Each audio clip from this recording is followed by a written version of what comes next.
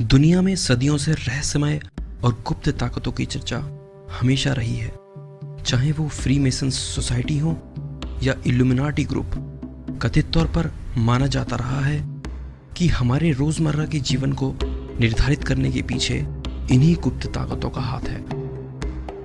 इतिहास में कई ऐसे सीक्रेट ग्रुप्स की चर्चा हुई है जिनका उद्देश्य मानव जाति की सुरक्षा या विनाश करना रहा है। आम इंसान अपने रोजमर्रा के कामकाजों और अपनी सीमित सोच के बंधन में इन सभी बातों पर शायद ही गौर करता है। हम इन सभी सीक्रेट ग्रुप्स को पूरी तरह सच तो नहीं मानते, पर पिछले कई दशकों में सामने आए गुप्त ताकतों के किस्से सुनकर हम इन्हें अनदेखा भी नहीं कर सकते। ऐसे ही एक सीक्रेट ग्रुप के बारे में जानेंगे आज के इस एपिसोड में, जिसका गठन हिंदुस्तान में सम्राट अशोक ने किया था।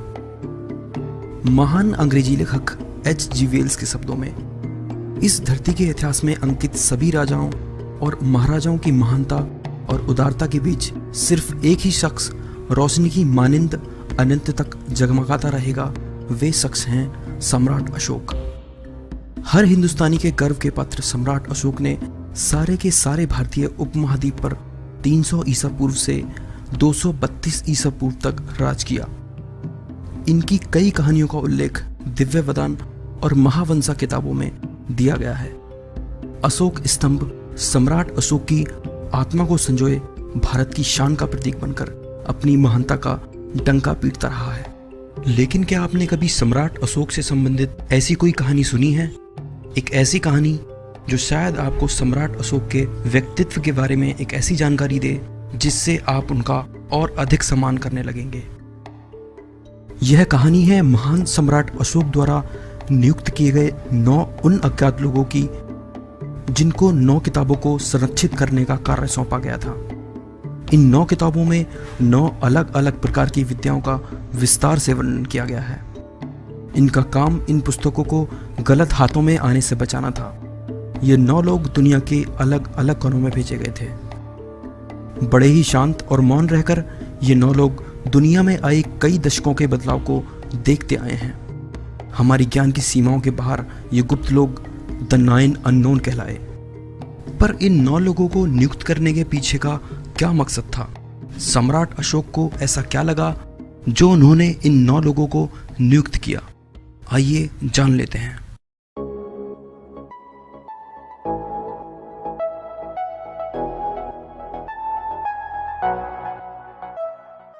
हाय दोस्तों, मैं हूं विशाल और आप देख रहे हैं मिथ टीवी। स्वागत है आपका फिर से एक और नए एपिसोड में। दोस्तों, पिछली सीरीज टाइम ट्रेवल पॉसिबिलिटीज पर आधारित थी। अगर आपने ये सीरीज नहीं देखी है तो प्लीज देखिए, उसका लिंक आपको नीचे डिस्क्रिप्शन में मिल जाएगा। ईसा से लगभग 270 साल पहले सम्राट अशोक ने सत्ता संभाली। सत्ता संभालते ही अशोक ने पूर्व और पश्चिम दोनों दिशा में अपना साम्राज्य फैलाना शुरू कर दिया। उन्होंने आधुनिक असम से ईरान की सीमा तक साम्राज्य केवल 8 सालों में विस्तृत कर लिया था। अशोक ने अपने राज्याभिषेक के 8वें वर्ष यानी 269 ईस्वी पूर्व में कलिंग पर आक्रमण किया।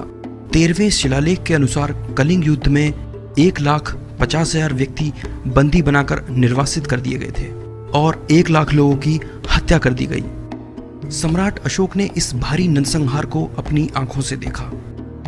इससे द्रवित होकर अशोक ने शांति, सामाजिक प्रगति और धार्मिक प्रचार किया। कलिंग युद्ध ने अशोक के हृदय में महान परिवर्तन कर दिया था। उनका मन मानवता के लिए दया और उदारता से भर गया। उन्होंने युद्ध क्रियाओं को सदा के लिए बंद करने की प्रतिज्ञा की और बौद्ध धर्म अपना लिया। यहाँ से आध्यात्मिक और धर्म विजय का युग शुरू हुआ। बौद्ध धर्म अपनाने के बाद अशोक ने उसे अपने जीवन में उतारने की भी कोशिश की। उन्होंने शिकार और पशु हत्या करना छोड़ दिया।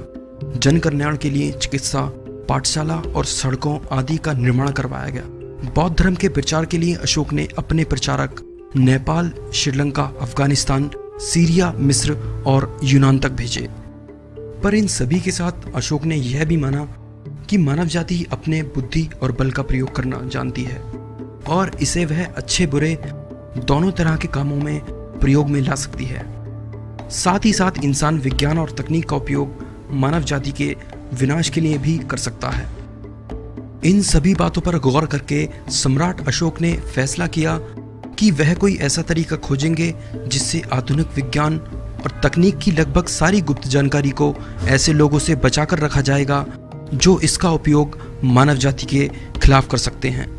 इस दिशा में आगे बढ़ते हुए अशोक ने 9 लोगों की एक सीक्रेट सोसाइटी का गठन किया जो द 9 अननोन कहलाए। इन 9 लोगों को आधुनिक विज्ञान की सभी गुप्त जानकारियों को गलत हाथों से बचाने और उन पर भविष्य में रिसर्च करने के लिए नियुक्त किया गया था, ताकि ये गुप्त जानकारियां मानव जाति के कल्याण के लिए प्रयोग में लाई जा सकें। और इस तरह से उन 9 अज्ञात लोगों का जन्म हुआ।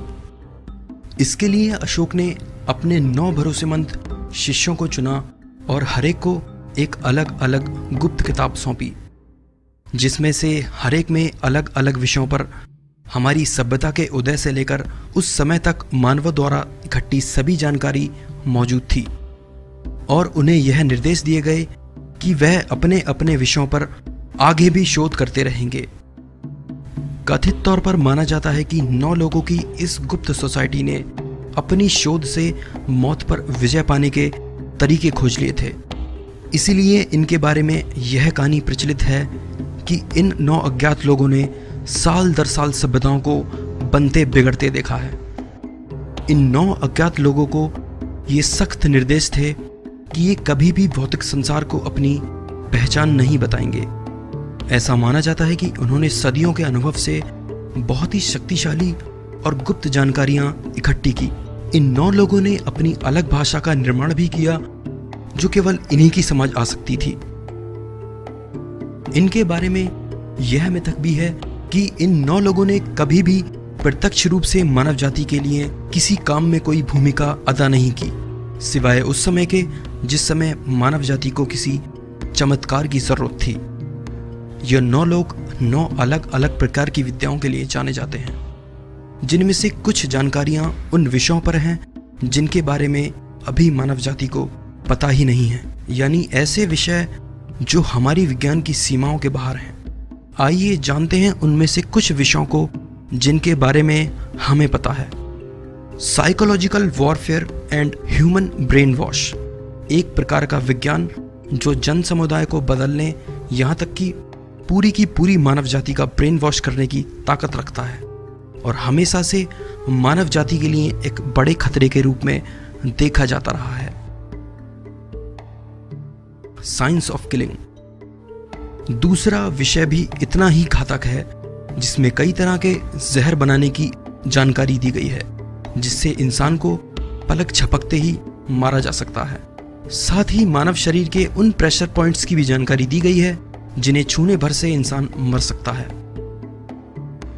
माइक्रोबायोलॉजी, तीसरी किताब में सूक्ष्म जैविकी यानी माइक्रोबायोलॉजी की बेहद बारीक जानकारी को शामिल किया गया है, जिसमें ऐसे रोगाणुओं को जनित करने की जानकारी दी गई है जिनसे ऐसे भयंकर रोग पैदा किए जा सकते हैं कि पूरी की पूरी मानव जाति का अंत किया जा सके।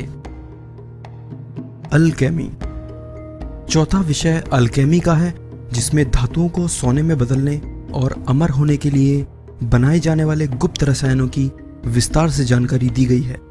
अल्केमी एक समय में पूरे यूरोप में काफी प्रचलित थी। कम्युनिकेशन, पांचवा विषय अलग अलग तरह से कम्युनिकेशन करने पर आधारित है। ऐसा माना जाता है कि इसमें उन गुप्त भाषाओं की जानकारी है जिनसे मानव एलियंस यानी परग्रही जीवों से बात कर सकता है। यह तरीका 237 ईसा पूर्व यूरोप और अन्य इलाकों में काफी प्रचलित था, जिसमें कुछ लोगों का दावा था कि वो एलियंस से भी बात कर चुके हैं। ग्रेविटी, छठी किताब में ग्रेविटी की विस्तृत जानकारी है। साथ ही साथ एंटी ग्रेविटी एयरक्राफ्ट यानी विमान बनाने और गुरुत्वाकर्षण के विरुद्ध कार्य करने की भी जानकारी इस पुस्तक में शामिल की गई। कॉस्मोलॉजी एंड स्पेस टाइम, 7वीं और 8वीं पुस्तक space time, nature of light और कॉस्मोलॉजी पर आधारित है। ऐसा माना जाता है कि इस पुस्तक में प्रकाश की गति से तेज यात्रा करने, उसकी गति को नियंत्रित करने और इसके अलावा स्पेस और टाइम की भी बहुत ही अत्याधुनिक जानकारी दी गई है। सोशियोलॉजी नवी किताब में समाजशास्त्र की वह जानकारी है जो किसी सभ्यता का उदय और विनाश करने के लिए काफी है।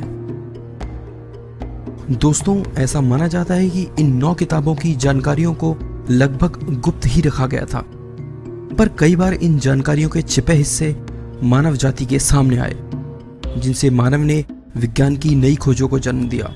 स्पेस टेक्नोलॉजी, मेडिकल उपलब्धियां और कई तरह के मार्शल आर्ट इन्हीं 9 किताबों के विषय पर आधारित हैं। ऐसा मानना गलत नहीं होगा कि वे सम्राट अशोक ही थे जिन्होंने एक ऐसे दल की स्थापना की जिसे पश्चिम में इल्यूमिनाटी के नाम से जाना जाता है। माना जाता है कि 9 लोगों के धर्म की कोई पहचान नहीं बताई गई है, पर 9 अज्ञात लोग पूरे संसार की उन्नति के लिए समर्पित थे। यह सम्राट अशोक की महानता का प्रमाण है। इन 9 अज्ञात लोगों ने साल दर साल सभ्यताओं को बनते बिगड़ते देखा है। कहीं ऐसा ना हो कि इन सहनशील लोगों की महानता हमेशा के लिए गुमनाम ही रह जाए। सच्चाई या मिथक, यह सोचना आप पर निर्भर करता है। यह कहानी काफी हद तक सच्ची भी लगती है और मिथक भी। अगर सम्राट अशोक ने कोई ऐसा कार्य किया था तो जाहिर तौर पर दुनिया के इतिहास में वे सबसे महान शासक थे। ऐसे बुद्धिजीवी शासक जिनकी सोच आम मानव की सीमाओं से कहीं परे थी।